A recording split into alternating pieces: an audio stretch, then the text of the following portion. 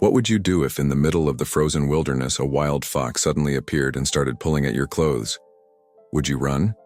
Would you be terrified? Or would you follow it into the unknown?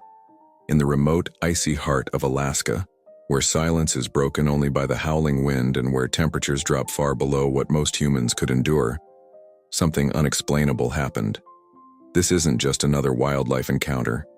It's a story of survival, instinct, and a desperate cry for help. One that came not from a human but from the wild itself. Michael, a former wildlife ranger, had chosen a life of solitude after decades of city noise and personal heartbreak. He lived alone in a modest wooden cabin surrounded by untouched nature, miles from the nearest road, light, or sound of civilization. His days were simple, chopping firewood, tracking snow for animal prints, and waiting for spring. But that one night, everything changed. As the storm rolled in with bone-cutting winds and blinding snow, Michael prepared for another night of isolation.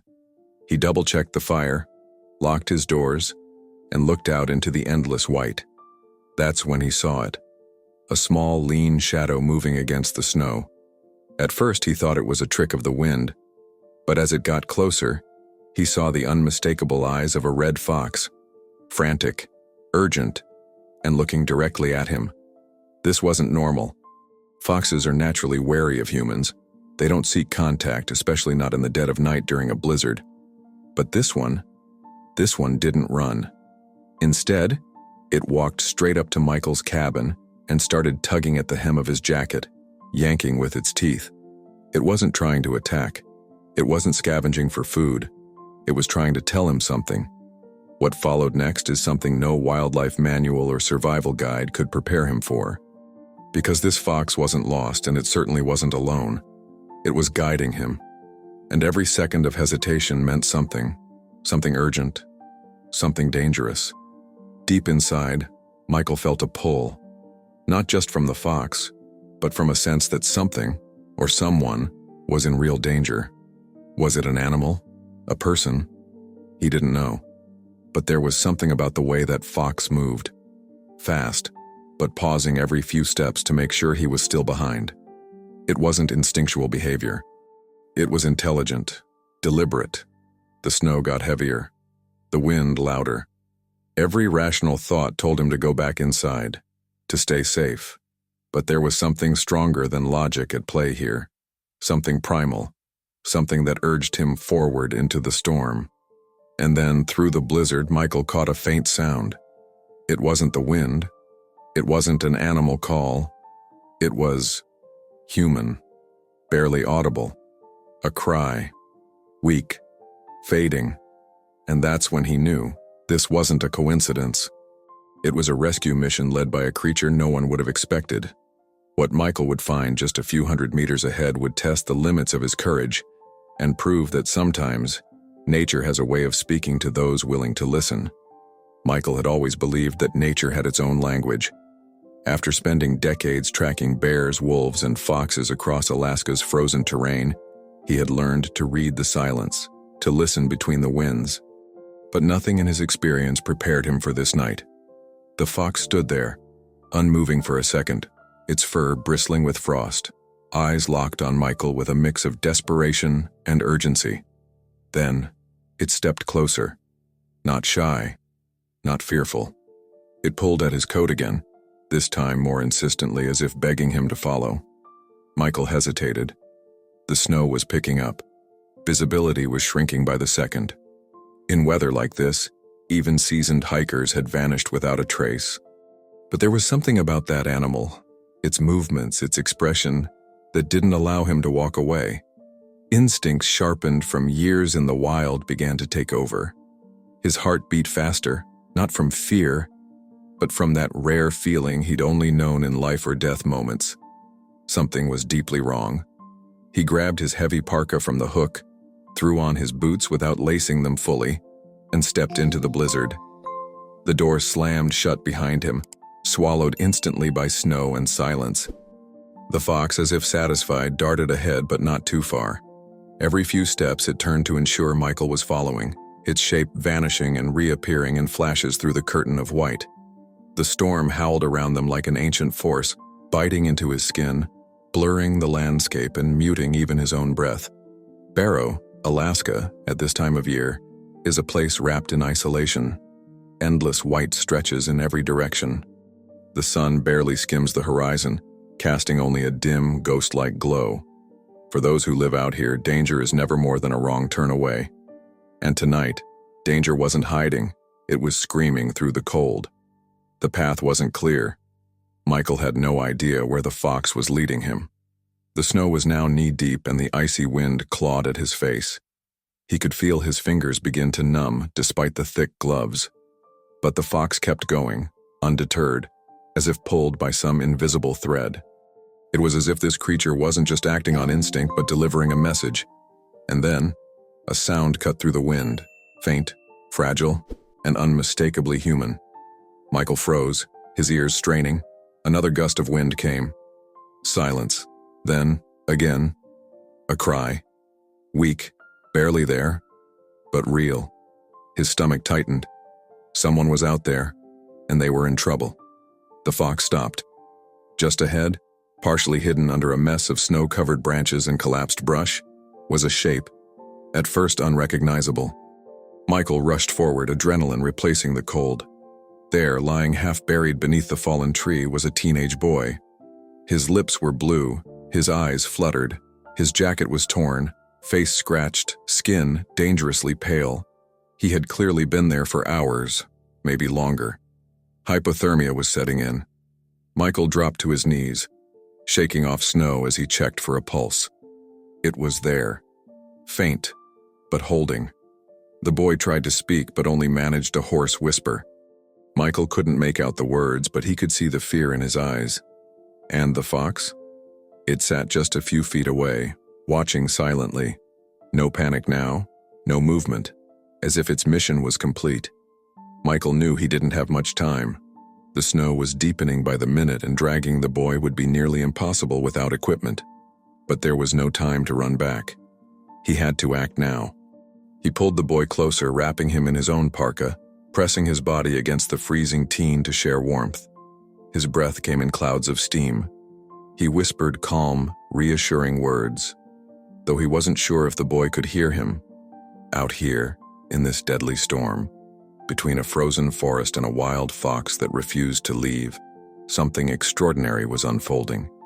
It was a rescue, but not one initiated by humans. It was a story written by instinct, a message carried across species. A moment when nature stepped in to do what no one else could. Michael looked at the fox again. Its eyes glowed faintly under the veil of snow. It didn't run. It didn't flee. It simply turned its head toward the trail they had come from and waited. And as Michael began the grueling process of moving the boy step by step toward what he hoped would be safety, the fox led the way again. If stories like this move something deep inside you, if you believe in the unspoken bond between humans and animals, subscribe to this channel now. Because what you're witnessing isn't fiction. It's real, raw, and a reminder that the wild still has so much to teach us. He followed the fox once more, dragging the boy across the snow, hoping the cabin wasn't too far, praying his strength would last. The wind was deafening, the night endless. But somewhere up ahead, lit only by memory and willpower, was the path home. And the fox, silent and sure, refused to let them fall behind. Michael's boots sank deeper into the snow with every step, the weight of the boy in his arms growing heavier by the minute. The cold was relentless, a silent predator biting at every exposed inch of skin. His breath came in sharp clouds, and his muscles ached from the strain. But he never stopped. The fox stayed just ahead, glancing back frequently, guiding him through the twisting path of snow-laden trees like a silent sentinel. This wasn't an accident. This wasn't an animal acting on primal instinct. This was deliberate, urgent, almost intelligent. Something inside Michael shifted. It wasn't just survival that drove him forward now, it was awe. He'd spent a lifetime observing wildlife, respecting it from a distance, learning its ways. But this was something else entirely. This fox had crossed a line between worlds. It had asked for help, and now it was leading him through the very woods that could kill them both if he faltered. Branches whipped at his face as he pushed through the undergrowth, trying to protect the boy's exposed skin from frostbite. Snow flurries danced in the air like shards of glass. Michael couldn't feel his fingertips anymore, but he didn't stop. He focused on the fox's tail, the only solid color against the swirling white chaos, and followed it like a lifeline. The boy stirred slightly, murmuring something incoherent. Michael leaned his ear close, trying to catch the words, but they were lost in the wind. He looked down.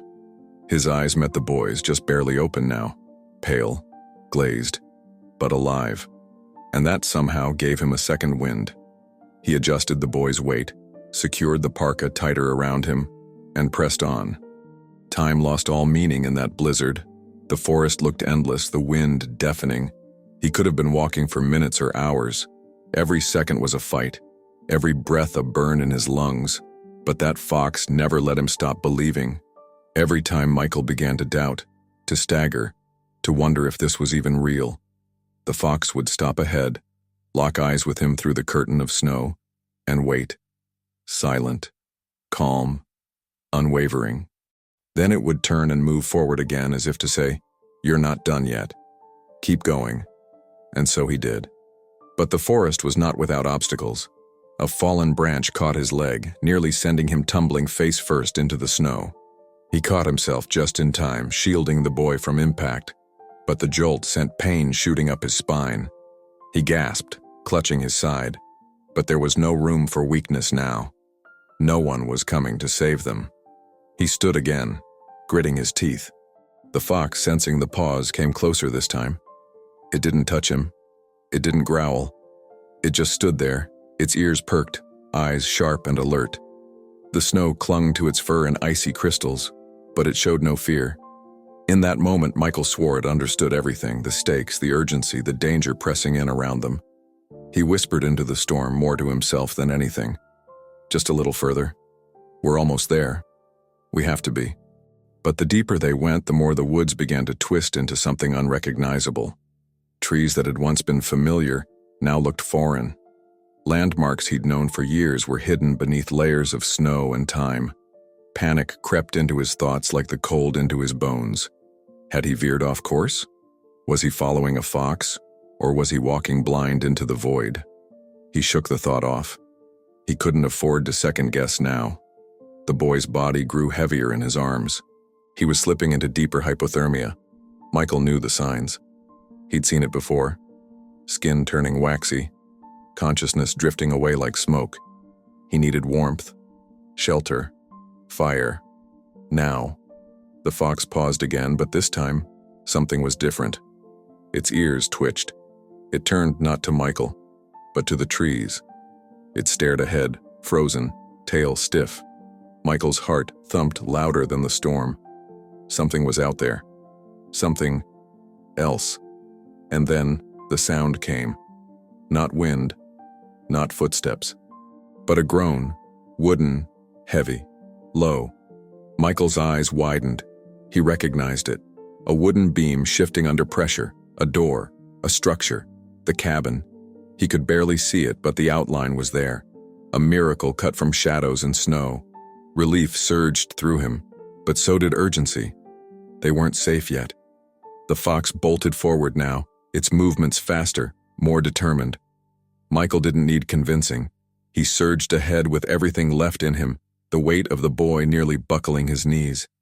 Each step closer to the cabin felt like lifting a mountain, but he could see it now. The porch, the snow-covered windows, the faint outline of the firewood pile. They were almost there. The storm screamed behind him, as if trying to pull them back, as if the wild itself was testing them. But Michael didn't slow. He made it to the porch, stumbled, caught himself, and kicked open the door with one final push of strength. The cabin swallowed them whole. Wooden walls, faint warmth, and silence replacing the chaos outside. But what happened next would make Michael question everything he thought he knew about survival, instinct, and the ancient bond between humans and the wild. The door slammed shut behind Michael with a force that echoed through the tiny wooden cabin. Snow burst into the room like a ghostly wave before the wind was sealed out. He staggered forward, legs trembling, and gently laid the boy down onto the floor next to the fireplace, which had been reduced to embers. His own breath rasped in his throat, and his arms were burning from the effort, but he didn't stop. Not now. The boy wasn't moving. His skin was frighteningly pale, almost translucent. His lips a deep, unnatural blue. He was limp, soaked in melting snow, his limbs curled unnaturally tight from the cold. Michael had seen hypothermia before. He knew the signs, the stillness, the silence, the eerie calm before the body gave out completely. And this boy was right on the edge. He ripped off his own outer layers, unzipping the boy's soaked coat and bundling him inside his thickest parka. He needed warmth, immediate and concentrated. Michael yanked a wool blanket from the cot, wrapped it around them both, and pressed their bodies close together, his chest to the boy's back, sharing every bit of body heat he could generate. "Hang in there, kid," he murmured through chattering teeth. "You're not going anywhere tonight." His hands moved with practiced urgency. He pulled a thermos from his pack, twisted off the lid, and poured a small stream of lukewarm broth between the boy's cracked lips. Most of it dribbled out, but the boy gagged slightly, just enough to signal reflex. Michael exhaled a breath he hadn't realized he'd been holding. The fox was still there. Not outside. Inside. Michael turned his head slowly toward the open corner of the cabin. The animal stood just beyond the doorframe, snow melting from its fur onto the wooden floor. It didn't move. It didn't blink. Its eyes were fixed on the boy. And for one surreal second, Michael felt like the fox was waiting, expecting something. Not fear, not hunger, just presence. Witness. The storm outside pounded harder, slamming branches against the cabin walls. The windows rattled. But inside there was stillness, an eerie calm interrupted only by the crackling of fresh logs Michael managed to stack onto the dying fire. The flames licked upward slowly, painting the walls in flickers of orange and gold. He couldn't stop looking at the fox. It had crossed the line between wild and human, and now stood in the space between, like a bridge between two worlds. It wasn't afraid of the fire. It wasn't trying to escape. It just stood there, alert, poised, like it knew this moment mattered. Michael spoke without thinking, his voice low. "Why him? Why here? Why me?" There was no answer, of course. But silence doesn't mean absence. And what Michael felt in that cabin, wrapped in wool and snow and instinct, was a kind of connection he couldn't explain. The boy shivered, not violently, but enough for Michael to feel it. That was good. A shiver meant life, a pulse of resistance from the body. The first spark trying to fight back against the cold that had nearly claimed him. Michael moved fast. He got up just long enough to find a metal bowl, filled it with snow, and placed it near the fire to melt. Clean water. He would need to keep the boy hydrated. He checked again for wounds. No visible bleeding, just bruises, scratches, and deep cold. The worst enemy out here. The fox paced now. Still silent, but clearly unsettled. It moved in a slow circle and stopped by the door again, looking back at Michael as if expecting him to follow. But not into the storm. No, its behavior was different now. Less urgent. More aware. It sat down at the threshold, as though it knew its part was done. And still, Michael couldn't shake the feeling that this moment, this entire night, was more than a coincidence. That the bond between human and animal, often dismissed as fantasy or myth, was playing out in front of him in raw, undeniable form. This wasn't just survival. It was something sacred. The boy shifted again, barely, but this time his eyes opened just enough for Michael to see them reflect the firelight. Confused, cloudy, but open. He blinked once, then again. Michael leaned closer, squeezing the boy's hand gently. "You're safe now. I've got you." And then, the boy whispered something, soft, raspy, almost impossible to hear. Michael bent his head to catch it. "The fox," the boy murmured. He tried to say more, but the effort exhausted him, and he drifted back into a fragile, shallow sleep. Michael stared down at him, stunned. He hadn't told the boy anything about the fox, and yet somehow, he already knew. Outside, the wind continued to rage. But inside, the bond between a man, a boy, and a wild animal deepened with every second. Have you ever seen animals act in a way that defies explanation? Maybe something in your life or a story you've heard? Share it with us in the comments. We truly want to hear how the wild has touched your heart. And in that small cabin, as firelight flickered and the boy's breath grew steadier, Michael knew this was far from over. He didn't know what the next few hours would bring, but he sensed one thing clearly. The fox wasn't finished yet. The fire crackled louder now, licking the dry wood Michael had fed it, casting soft golden shadows across the boy's face. His breathing had stabilized slightly, but his body was still on the edge. Every minute counted. And that's when the weight of the next decision hit Michael like the cold outside. Sharp, unforgiving, and absolute. He paced the room once, then again. His legs were heavy from the long trek, his joints stiff from the cold, and every breath reminded him of the storm still raging just beyond the walls. He didn't know how long it would last. It could be hours, or days. That's how it worked in the far north. Brutal, wild, unpredictable. He looked down at the boy, wrapped in layers of wool and his thickest parka, resting near the fire, still barely conscious. The boy needed more than warmth now. He needed medical attention, IV fluids, a doctor. He needed things this cabin couldn't offer. The fire would keep his body from freezing, but it wouldn't repair what the cold had already done. Michael knew the options, only two. 1. Leave the boy here. Build up the fire as much as possible, secure the cabin, and run for help. Alone. The nearest ranger outpost was several kilometers away, but in the storm, that distance would double, maybe triple. He'd done it before, but never under these conditions, and never leaving someone behind. 2. Try to carry the boy back out into the storm, through the thick snow across uneven terrain, in whiteout visibility and below zero temperatures. Every step a gamble, every second a risk of collapse, for both of them. Neither choice felt safe, but doing nothing wasn't an option. That's when the fox moved again. It stood at the door, tail stiff, ears up, watching him.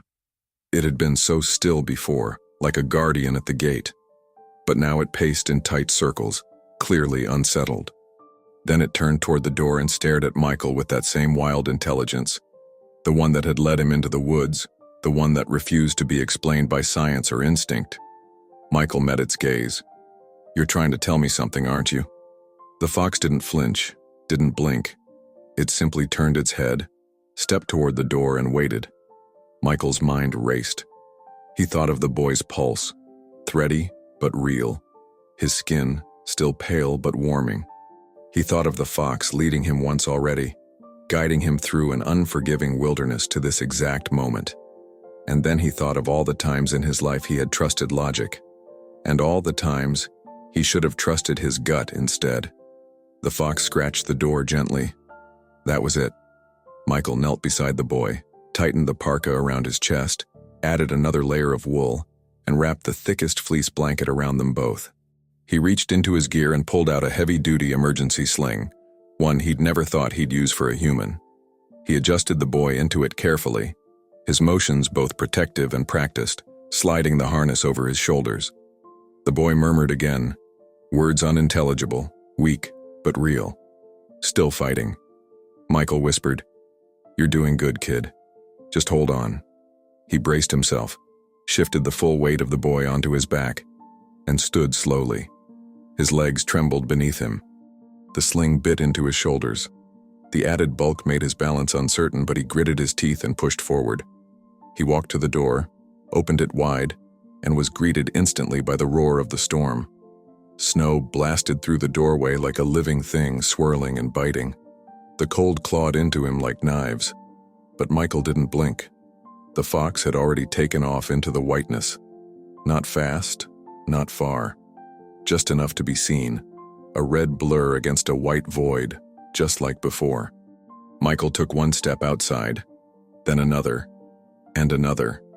Each movement was deliberate, heavy, eternal. Snow swallowed his boots. The wind screamed in his ears. The sling tugged hard on his muscles, but he pushed forward, keeping his eyes fixed on the fox's silhouette. He didn't know how far he could go. He didn't know if they'd make it back. But he knew one thing. He wasn't letting that boy die in that cabin. Out here in the wilderness, it was easy to feel alone, to feel like nature was indifferent, cruel even. But this was different. This was a fox that understood urgency, that had acted with purpose, that had broken every rule of instinct to intervene. And now, once again, it was guiding him through the storm. Michael focused everything on the next step, and then the next. He dared not look too far ahead. The cold tried to creep into his bones. His boots dragged through the snow, but he didn't stop. Every few meters, the fox would pause and turn back, waiting.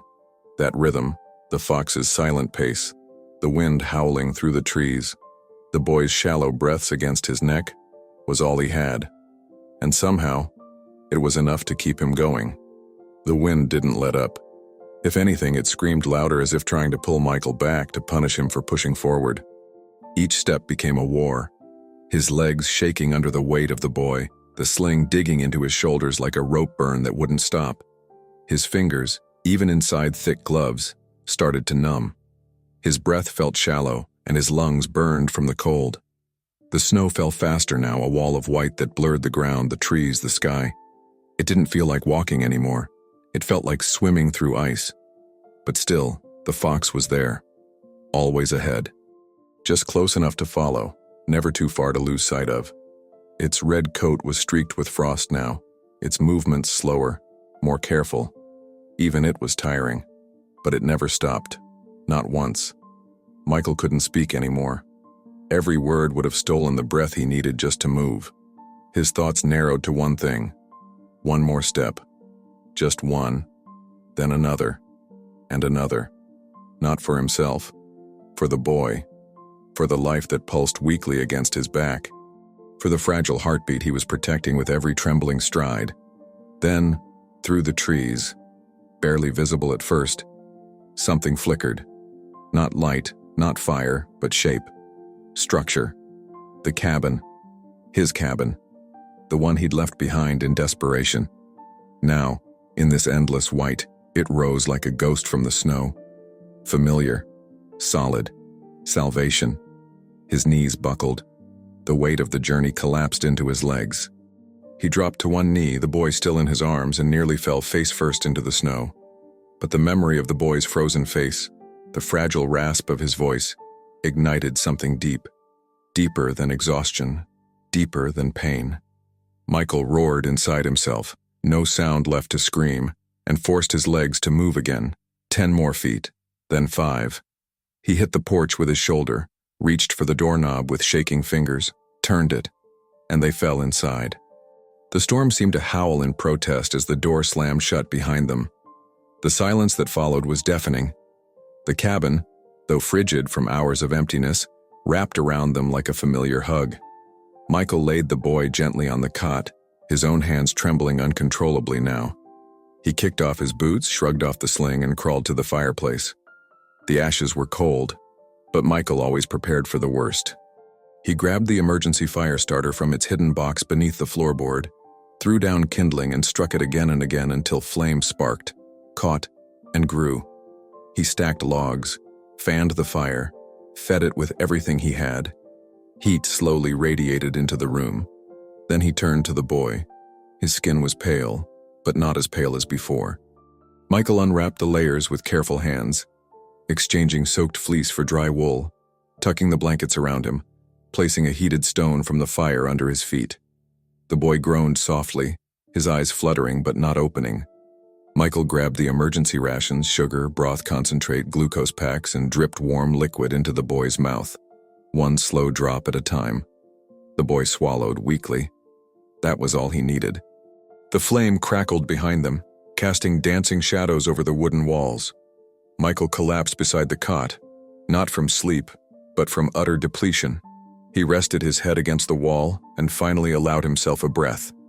A real one. And then he noticed it. The fox. Still there. Not inside this time, but at the door. Sitting silently, just on the other side of the threshold. watching, waiting.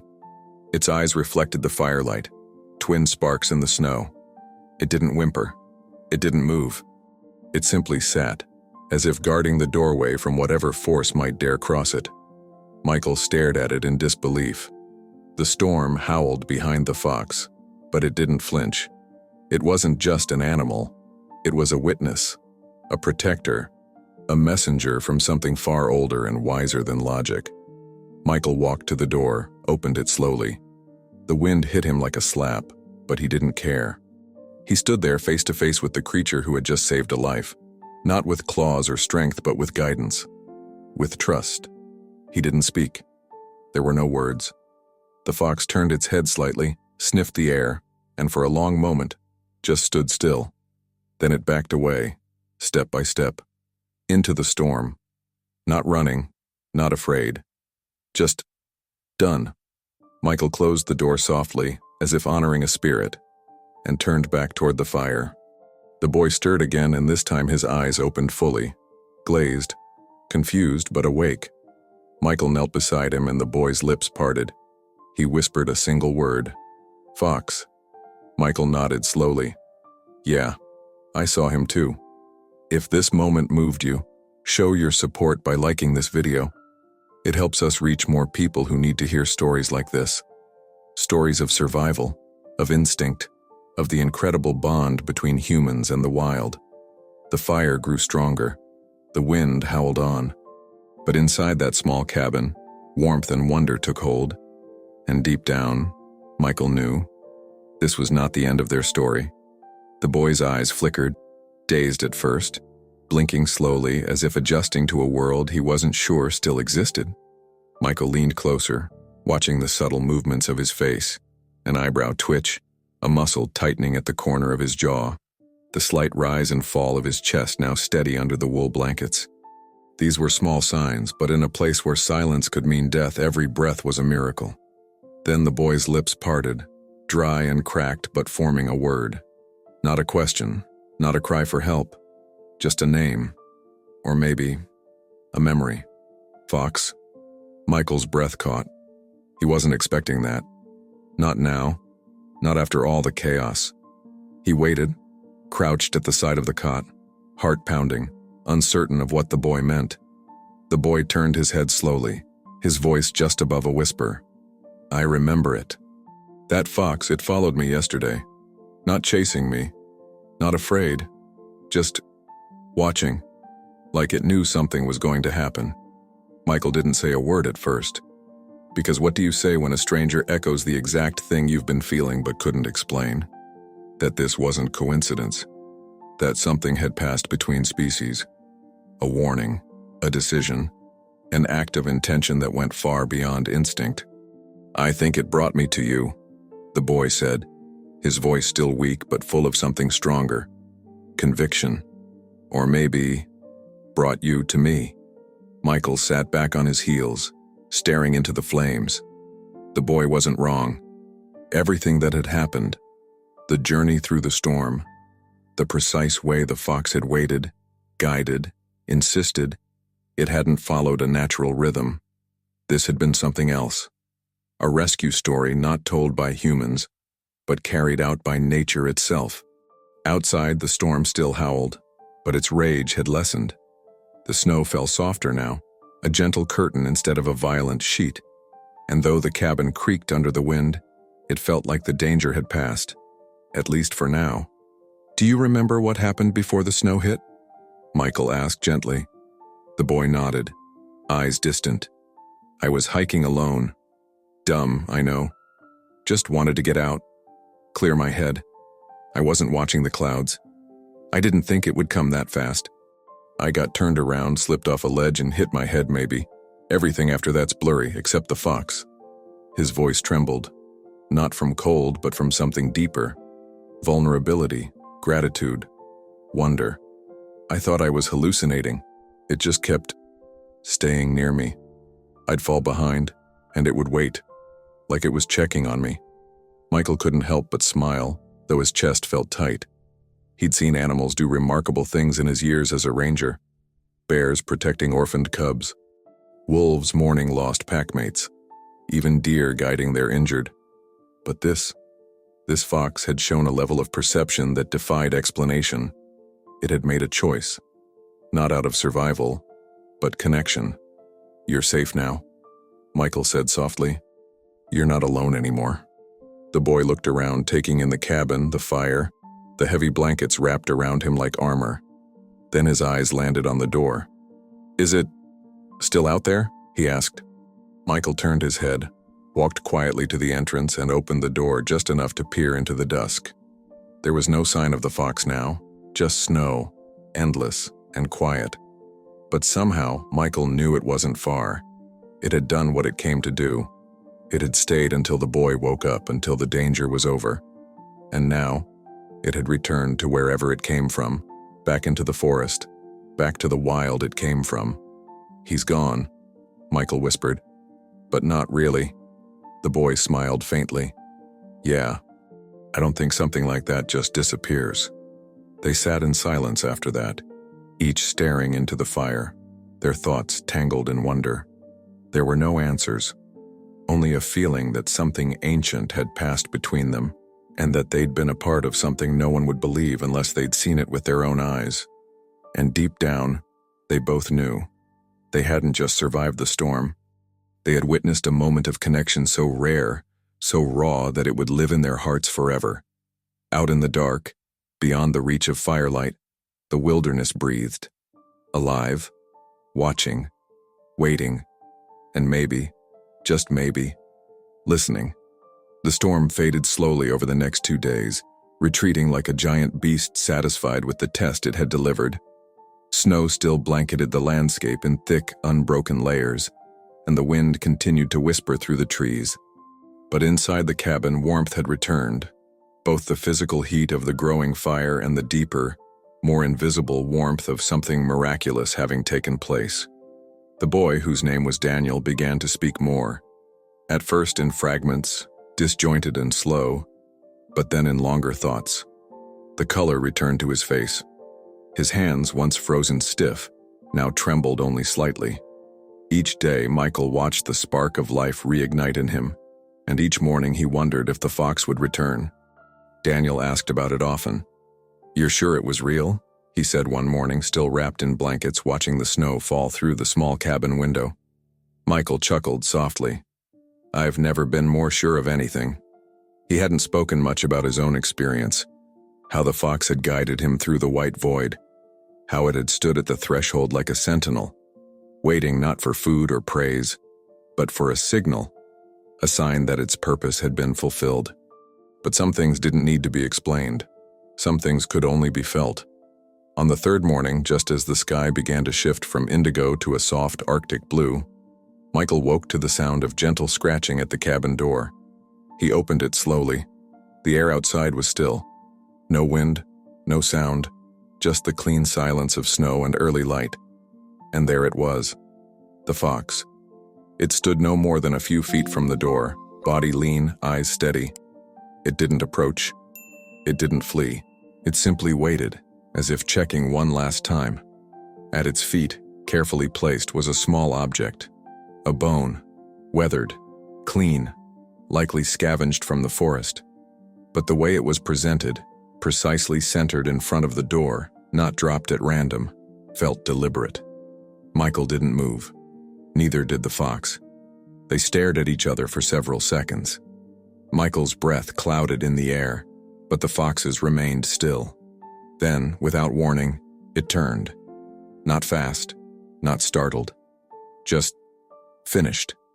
It trotted silently through the snow, disappearing into the trees with the same quiet grace it had always carried. No final look, no sound, just gone. Michael stood there, the cold creeping into his skin again, and stared down at the bone.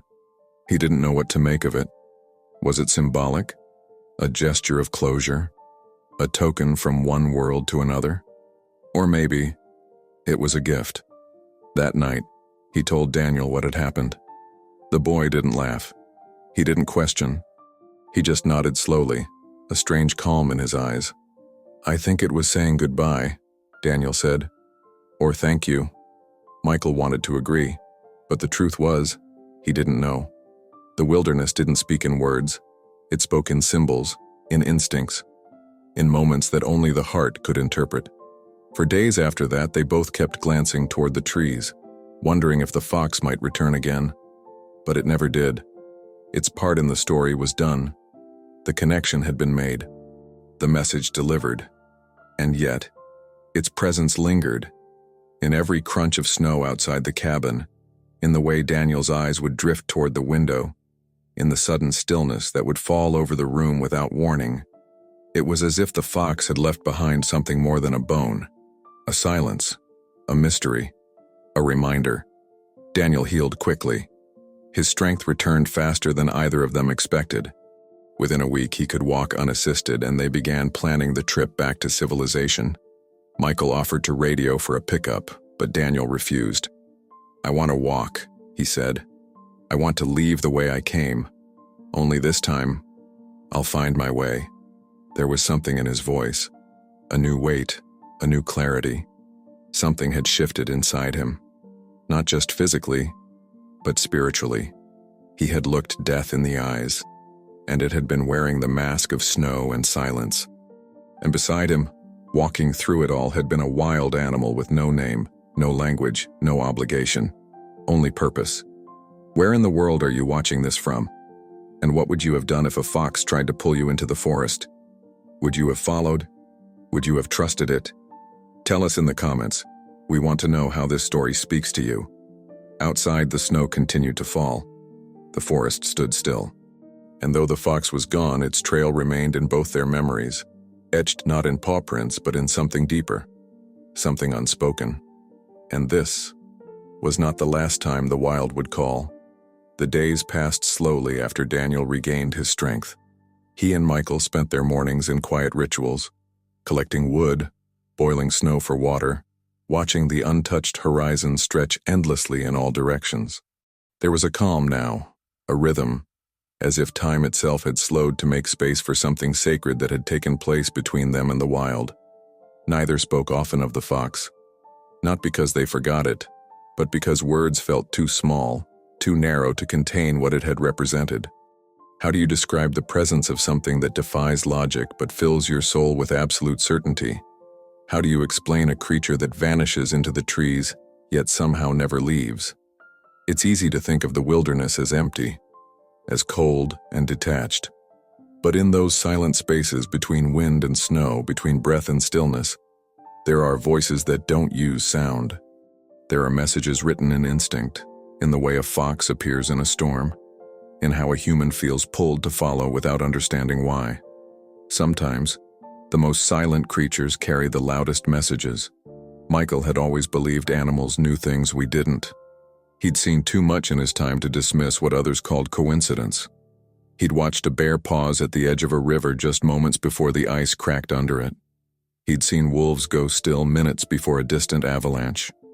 And now he'd watched a fox guide him through a whiteout blizzard to save a boy who would have died alone, buried in snow. But this time, it wasn't just survival. It was a lesson, a reminder, that out here, in the wild where words are useless, something greater moves, something ancient, something alive in the silence. Daniel had changed too. His eyes held something new, clarity, maybe, or humility, a different way of seeing. He'd faced death not with fear, but with surrender. And it was in that moment of surrender that nature stepped in, not to conquer, but to carry. "I can't stop thinking about it," he said one night, staring into the firelight. It was like the fox saw me, not just with its eyes, but deeper. It didn't panic. It didn't run. It just chose to stay. Michael nodded. He knew exactly what the boy meant. There was a power in that choice, an act of grace that didn't ask for recognition. The fox hadn't done it for praise, or food, or survival. It had done it because something inside it knew that life, any life, was worth protecting. And that, in itself, was the message. In the vast white silence of Alaska, where the land stretches endlessly and the sky feels like a cathedral of snow, one small fox had drawn a line between the seen and unseen, between instinct and intention, between man and mystery. And in that line, Michael saw something he hadn't felt in years. Hope, not the loud kind filled with speeches or guarantees, but the quiet kind. The kind that moves through the trees when no one's watching.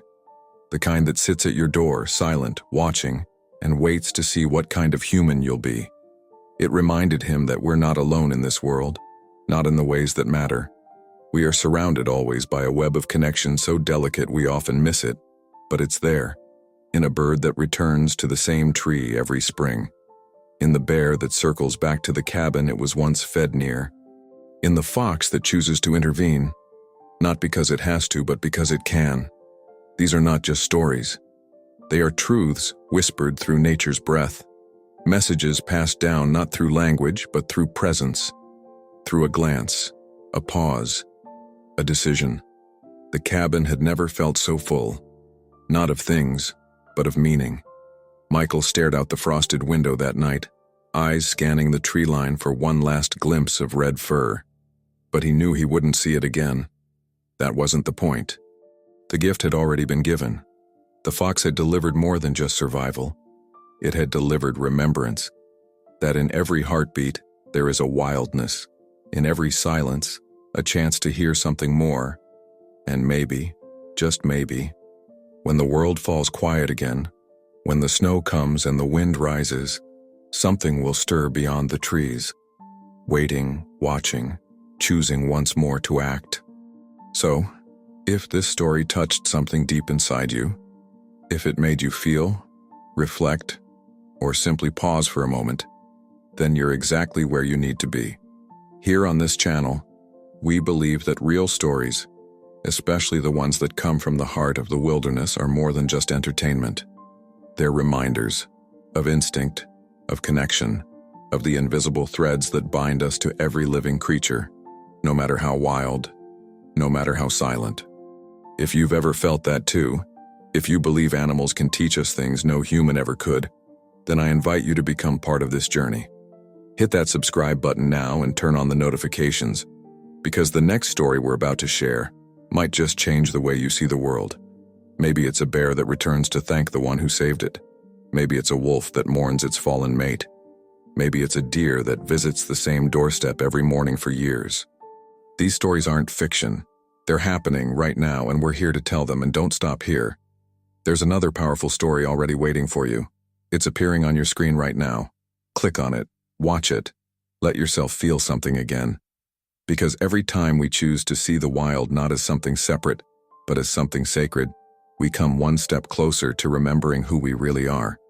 Thank you for being here. Thank you for listening. Let's keep this connection alive.